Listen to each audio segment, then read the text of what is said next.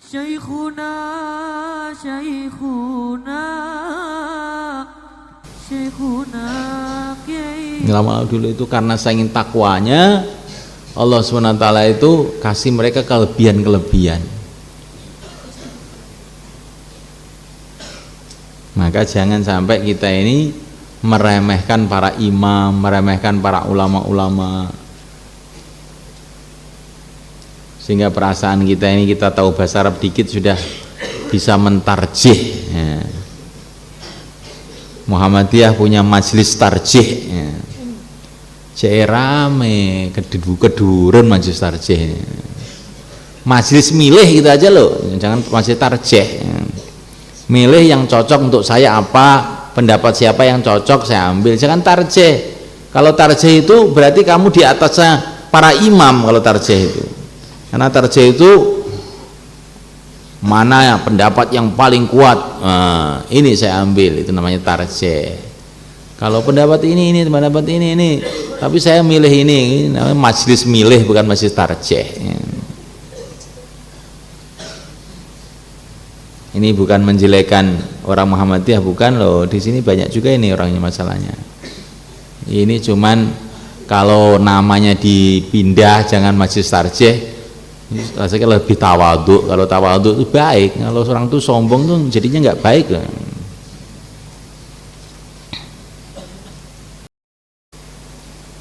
Innama harrama alaikum maitata wad dama wa lahmal khinzir.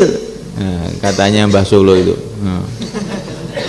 Di Quran itu yang haram itu cuman babi, anjing itu nggak ada. Kok ada hadis katanya yang punya taring haram dan sebagainya, itu kan bertentangan dengan Quran. Nah, bertentangan menurut kamu, Mbak. Nah, tapi sebetulnya tidak bertentangan.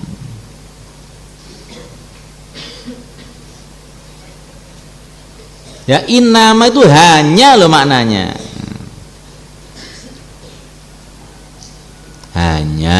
Hanya itu yang diharamkan oleh Allah. Maknanya pada waktu itu. Kalau setelah itu Allah nambah kan boleh aja toh, Mbah. Nah, kalau Allah nambah yang diharamkan pada waktu itu ini, terus Allah nambah ini juga haram, itu apa nggak boleh? Jadi Al-Quran itu turunnya asalnya satu surat jadi 2 surat jadi 112 surat, nah, ditambah apa nggak boleh toh? Wong yang nambah Allah sendiri. Begitu juga Allah ini mengharamkan pada hari ini, kemudian Rasulullah dengan wahyu Allah nambahi ada yang haram lagi, ya nggak apa-apa, semua punya Allah. Siapa yang bisa menghalang-halangi Allah? Dan hadis mengenai haramnya ini, haramnya itu tuh sahih. Masa Rasulullah nggak paham Quran? Iya, yang tidak paham kamu tuh, Mbah. Paham maksudnya? Ini debat anu aja, debat desa istilahnya itu. Tapi ini cukup untuk membungkam orang-orang yang kurang ajar itu.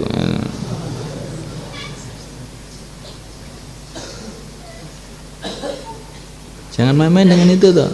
Jangan main-main dengan pena. Hakim yang maha bijaksana.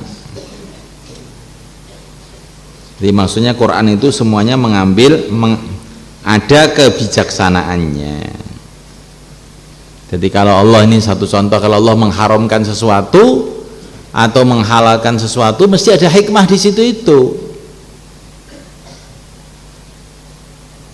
Jangan kamu anggap tidak ada hikmah, mesti ada hikmahnya. Kalau Al-Quran mengatakan haram, ya mesti ada hikmahnya. Kalau mengatakan halal, ya mesti ada hikmahnya.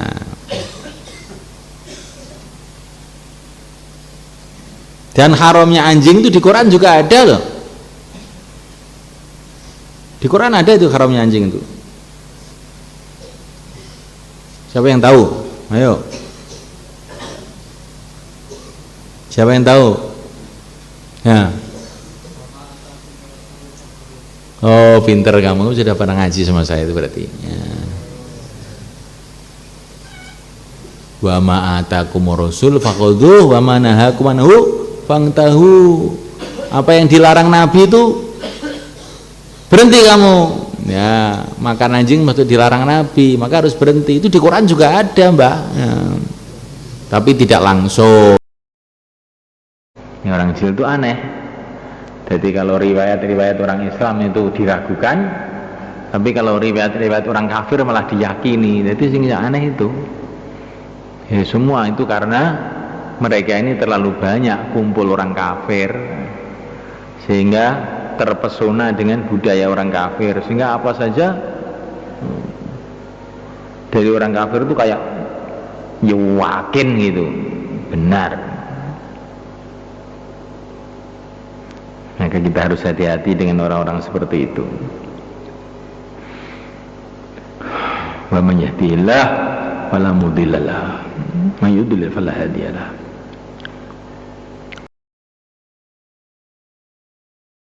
Setelah mereka merasa pandai walaupun sebetulnya bodoh, mereka ngajak debat kita. Ngajak debat dengan kita bukan ingin cari kebenaran, tapi ingin biar pikiran kita kacau. Maka orang-orang seperti itu nggak usah kamu tanggapi. Wa idza khatabahumul jahiluna qalu salama. Assalamualaikum, monggo 4 bulan wis. Nanti kalau kita ini dialog dengan mereka, tanpa terasa pemikiran mereka akan masuk kepada kita. Sehingga akhirnya malah gak karu-karuan, yang aslinya kita yakin kepada agama jadi ragu kepada agama. Sebagaimana Imam Malik rahimahullah. Imam Malik rahimahullah suatu ketika ditanya oleh seseorang yang sedikit liberal begitu. Maka Imam Malik tidak jawab, beliau mengatakan keluar, pergi menjauhlah dariku, karena kalau kamu bicara denganku menjadikan aku yang aslinya yakin malah jadi ragu. Kan zaman sekarang kan ada sebagian orang santri-santri yang pengen tampil modern.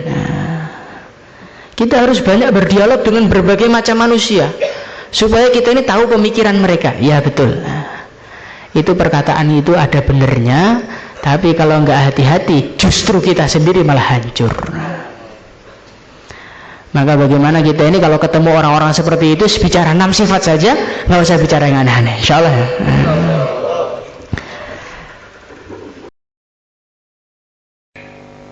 Ini mertuanya Nabi, bukan hanya mertuanya Nabi, dikubur di sampingnya Nabi. Bukan hanya dikubur di sampingnya Nabi. Nabi mengatakan kami di dunia selalu bertiga, dikubur bertiga, bangkit dari kubur akan bertiga juga. Bukan itu saja, dalam kitab-kitab terdahulu katanya Abdullah ibnu Salam, seorang Yahudi yang masuk Islam, dia mengatakan sudah ditulis utusan Allah akhir zaman, Nabi yang terbaik. Dia punya 2 teman yang sangat dekat yang selalu membantunya, namanya Abu Bakar dan Umar. Maka dari sinilah pengakuan Syiah itu adalah orang baik itu tersangkal.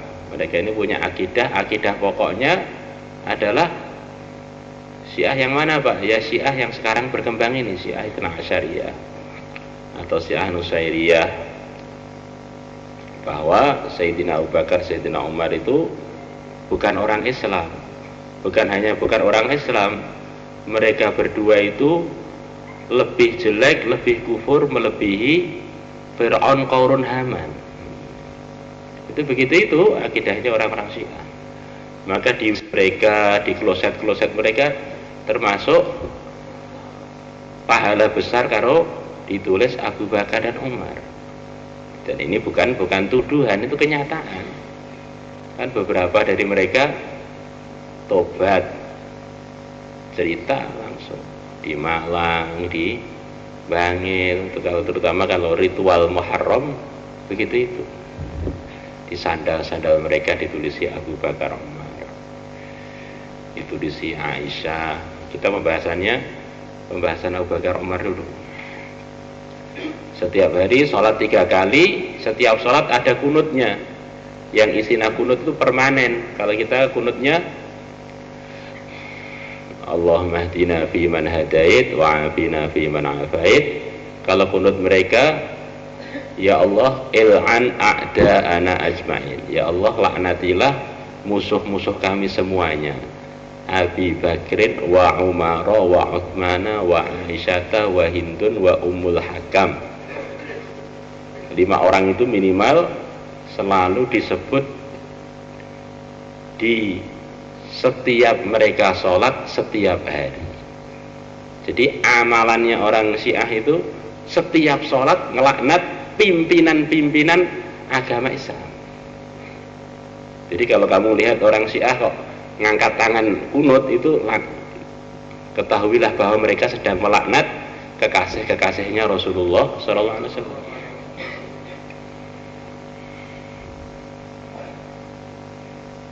Yang dilaknat Abu Bakar, Umar, Uthman, Aisyah, Ummul Hakam, Hindun, 6. Bahkan mereka kalau namakan WC mereka itu dinamakan Hindun. Saya mau pergi ke Hindun, maksudnya mau berak, mau kencing. Ini begitu itu. Sebabnya apa ISIS jadi ISIS? ISIS jadi ISIS karena ikut manhaj yang khusus. Dia nyindir gitu aja. Maka semua gerakan perlawanan dengan pemerintah Bashar, kok dia terkena virus manhaj ini, suatu saat dia akan bisa jadi ISIS juga. Maksudnya gimana? Selama orang itu bermanhaj Majhad Taimi dan Ibnu Abdul Wahab, suatu saat kok dia ini punya kesempatan akan terjadi pada dia kekejaman penyerangan pada orang Islam, persis seperti munculnya Ibnu Abdul Wahab dulu dan ISIS itu. Ringkasnya manhaj ini memang manhaj radikal, kurikulum radikal. Siapa yang ikut matanya jadi melotot, marah, nggak bisa senyum. Inginnya itu nyalahkan aja, dimulai dengan nyalahkan orang Islam, kamu ahlul bid'ah, nanti meningkat kamu sesat, kamu meningkat kafir, lepas kafir kamu halal darahnya. Ini perasaannya senyum dengan ahli bid'ah ini haram. Ini padahal kekuasaan belum punya loh di Indonesia itu. Dengan beraninya satu masjid, satu orang aja berani protes ini bid'ah, ini bid'ah. Kamu bisa nggak? Kalau itu kumpul 1000 orang, apa yang terjadi? Kuwesroh jelas itu. Bagaimana sikap kita dalam menghadapinya, dan apa yang harus kami katakan pada keluarga kami, karena mereka mengatakan nggak apa-apa, cuma ikut ngaji, tapi kami khawatir bahwa kami malah ikut-ikutan mereka. Ya, kamu katakan aja jangan. Cari ustadz yang ahli sunnah. Nanti kalau orang itu akidahnya tidak benar, ajarannya itu kalau kita salah, kita juga orang awam, nanti malah nggak benar juga. Katakan aja terus terang aja. Jangan bu, jangan ikut orang Wahabi itu. Itu saya sudah ngaji itu di pondok. Mereka itu banyak bertentangan dengan Quran, dengan hadis, dengan jumhurul ulama. Itu bahaya pemikiran mereka itu.